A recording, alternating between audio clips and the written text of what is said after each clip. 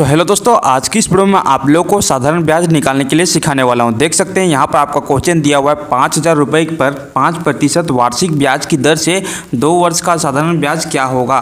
तो दोस्तों साधारण ब्याज का फॉर्मूला जो होता है वो होता है आपका साधारण ब्याज बराबर मूलधन गुना समय गुना दर बटा 100। ये आपका साधारण ब्याज का फॉर्मूला होता है। तो मूलधन बराबर आपका यहाँ पर दिया हुआ देख सकते हैं 5,000 रुपये। तो दोस्तों मूलधन के स्थान पर हम लिखेंगे 5,000।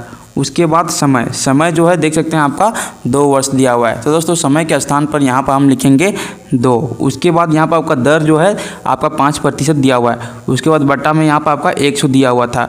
उसके बाद देख सकते हैं दोस्तों नीचे 2 जीरो कैंसिल करेंगे तो ऊपर वाला 2 जीरो भी आपको कैंसिल करना पड़ेगा। तो यहाँ पर आपका बचेगा सिर्फ 50 गुना 2 गुना 5। 50 को जब आप 2 से गुना करते हैं तो आपका 100 आएगा और 100 को जब आप 5 से गुना करते हैं तो यहाँ पर आपका 500 आएगा।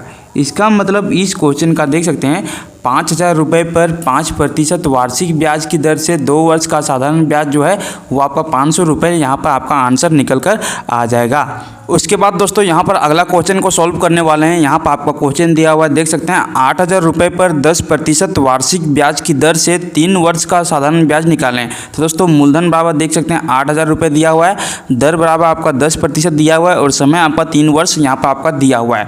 उसके बाद साधारण ब्याज का फॉर्मूला यहाँ पर हम लगाएंगे। तो साधारण ब्याज बराबर आपका होता है मूलधन गुना समय गुना दर बटा 100। तो मूलधन यहाँ पर आपका दिया हुआ है 8,000, तो यहाँ पर नीचे में 8,000 उतार देंगे।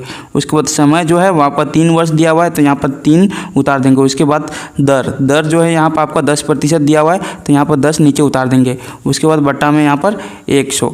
उसके बाद देख सकते हैं नीचे 2 जीरो है ऊपर 2 जीरो है तो 2 जीरो से 2 जीरो यहाँ पर आपको ऊपर नीचे कैंसिल हो जाएगा। तो यहाँ पर आपको बचेगा सिर्फ 80 गुना 3 गुना 10। तो दोस्तों 80 गुना 3 गुना 10, तो यहाँ पर 80 को हम 3 से गुना करते हैं तो आपका 240 आएगा और 240 को जब आप 10 से गुना कर देते हैं तो यहाँ पर आपका 2400 आ जाएगा। इसका मतलब 8,000 रुपये पर 10% वार्षिक ब्याज की दर से 3 वर्ष का साधारण ब्याज जो है वो आपका 2400 रुपये आंसर निकल कर आ जाएगा इस क्वेश्चन का। तो दोस्तों उम्मीद करता हूँ आप सभी को समझ में आ गया होगा कि साधारण ब्याज को किस प्रकार से ज्ञात किया जाता है।